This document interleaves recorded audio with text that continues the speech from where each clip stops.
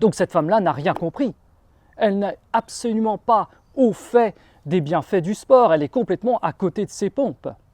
Elle parle de quelque chose qu'elle ne maîtrise pas du tout. Bon, là les amis, je suis vraiment tombé sur une pépite sur Instagram Thread. En tant que sportif, je me devais de réagir. En fait, lisez bien son commentaire. Elle dit qu'après une rupture, les hommes, c'est pas du sport qu'il faudrait faire, c'est plutôt faire une thérapie. Alors, moi, je lui dis sincèrement à cette personne. D'ailleurs, je lui ai répondu dans le thread. Je te mettrai la réponse après, un peu plus loin dans la vidéo. Mais là, on va le faire comme ça, a cappella, tu vois. Il faut que ça sorte. Parce que franchement, je sais qu'il y a des hommes qui lisent ces commentaires-là et qui les prennent au sérieux. Après une rupture, qu'est-ce qui t'empêche de faire du sport? Pourquoi ça ne serait pas une solution? Bien au contraire. Parce qu'on sait tous que le sport permet d'évacuer les émotions. Et l'un n'empêche pas l'autre. Tu peux très bien faire une thérapie si tu sens que tu en as le besoin et faire ton sport à côté. Moi, je sais que le sport m'a permis d'évacuer beaucoup de choses. Et sans celui-ci, à l'heure actuelle, je n'en serais pas là où j'en suis. Je ne serais pas devenu la personne plus sûre de moi, plus dynamique, plus énergique, en train de faire des vidéos. Et justement, je me suis servi du sport après mes ruptures pour me remonter au niveau émotionnel. Et moi, je dirais même qu'après une rupture, justement, je conseille fortement le sport. Parce que c'est un moment où tu es vraiment bas et tu as besoin d'un défouloir, encore plus qu'en temps normal. C'est ce qui va te permettre justement de te rebooster, de reprendre ton ossature d'homme, de montrer que oui, ok, je me suis pris une claque dans la tête, mais ça ne m'empêche pas, moi, dans mon quotidien, de faire ce que je dois faire, de garder mon cap d'homme. C'est pas parce que j'ai rompu avec un tel que je vais m'arrêter, par exemple, si je faisais du dessin, de dessiner, si je chantais, de chanter. Dans ce cas-là, tu ne vis qu'à travers l'autre.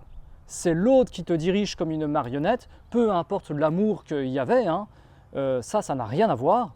Tu ne dois pas t'oublier en tant que personne. Donc tu vois bien que la thérapie, elle ne passe pas que par de la parole, elle passe aussi par le mouvement du corps. Quand le corps est en mouvement, c'est tout un flux sanguin qui se dirige là dans tous tes vaisseaux, dans tous tes membres, etc., qui te font te sentir bien, provoquer des endorphines et qui justement vont lutter contre cette déprime. D'ailleurs, tu as noté aussi dans son post qu'elle parle de travailler son intelligence émotionnelle, comme si le sport ne permettait pas de travailler l'intelligence émotionnelle. L'intelligence émotionnelle, c'est quoi? C'est l'identification, c'est la compréhension des émotions, celles des autres, afin d'être socialement bien dans ses pompes, accepter, se dire que l'homme-là, il est équilibré, ou cette femme-là, etc. Donc on parle bien d'une notion d'équilibre des émotions. Et le sport, tu es d'accord avec moi que ça permet aussi de réguler ses émotions. Si tu es trop dans les tours, justement, de faire du sport, ça va te permettre de rééquilibrer. Et si au contraire, tu es trop bas, des fois, moi je sais que je me sens fatigué, des fois, j'ai pas envie d'y aller, mais quand j'y vais, ça me redonne un coup de boost. Donc cette femme-là n'a rien compris. Elle n'a absolument pas au fait des bienfaits du sport, elle est complètement à côté de ses pompes. Elle parle de quelque chose qu'elle ne maîtrise pas du tout. Si elle savait le bien que peut procurer le sport à des hommes, surtout quand ils sont très bas, on est quand même dans un environnement qui n'est pas évident à gérer, entre le boulot qui est difficile, entre des relations qui sont de plus en plus bancales, entre des finances aussi qui sont de plus en plus compliquées, et le sport justement ça permet aux hommes de souffler un peu, de leur rapporter une force pour permettre justement d'affronter les obstacles du quotidien. Donc couper le sport à certains hommes, c'est comme si tu leur coupais une essence vitale. Et aussi, je tiens à rappeler la dangerosité de ce type de poste, c'est qu'elle a certainement fait un avis par rapport à quelqu'un qu'elle a connu dans le passé, ou 2 ou 3 personnes. Elle tire une généralité sur des cas qu'elle connaît comme ça, de vue, de proximité par des potes, ou peut-être même elle, son mec, qu'elle a connu la rupture avec, et puis qui s'est mis à fond dans le sport, et du coup elle sort ça, parce que madame est peut-être frustrée, parce que ça ne s'est pas passé comme prévu, et du coup elle se décharge aussi sur les réseaux.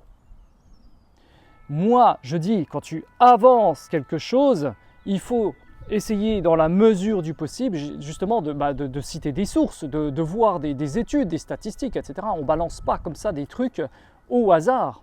Et puis dans une rupture, on dit bien souvent que c'est 50-50 au niveau des responsabilités, plus ou moins.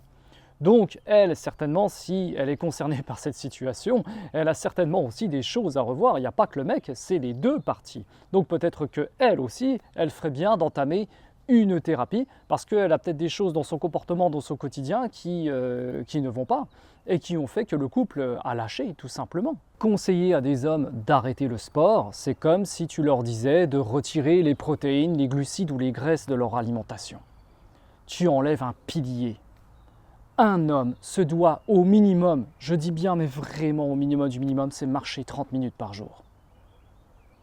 Sans ça, ce n'est plus un homme. Et on n'est plus comme à l'époque de nos parents, de nos grands-parents, où on transportait des sacs de ciment, où on montait des maisons, etc. C'est quasiment terminé, ça. Il y en a encore, mais de moins en moins. Tu vois bien que beaucoup maintenant, c'est des métiers de bureau, où on est le cul assis sur la chaise. Et là, justement, toutes les émotions, elles sont là, elles sont en stagnation. Tu as besoin de bouger pour décharger tout ça. Et il n'y a pas que dans le cas d'une rupture. Par exemple, tu peux t'être pris la tête avec ton patron et puis là, tu es sur ta chaise parce que tu sais qu'il faut absolument que tu gardes ce boulot, donc tu vas te taire. Et les émotions, elles sont en stagnation. Mais le soir, quand tu vas te décharger sur les machines ou que tu vas courir, ça va te permettre de pulser tout ça. Et comme je te le disais encore plus tôt dans cette vidéo, surtout en cas de tempête, quand ça ne va pas du tout dans ta vie, le sport, il est là pour t'aider. Donc voilà, pour conclure cette vidéo, non madame ou mademoiselle ou je ne sais quoi, les hommes n'arrêteront pas le sport pour vous. Oui, il est nécessaire pour eux de le continuer dans toute situation et cela va même en complémentarité d'une thérapie et je dirais même que c'est essentiel. Et toi en tant qu'homme, il ne faut pas que tu t'arrêtes à ce genre de post. Moi j'ai rebondi dessus exprès parce que je sais qu'il y a des hommes qui s'arrêtent à ce genre de commentaires, qui prennent vraiment tout au sérieux et moi je suis là justement pour pointer du doigt, de dire attention, c'est vous qui vous ressentez à l'intérieur, c'est vous qui décidez de votre vie, c'est pas un tel. Et même moi, quand je t'avance des arguments comme ça, tu en prends et tu en laisses. Il faut garder un esprit critique dans cette société, c'est plus que primordial.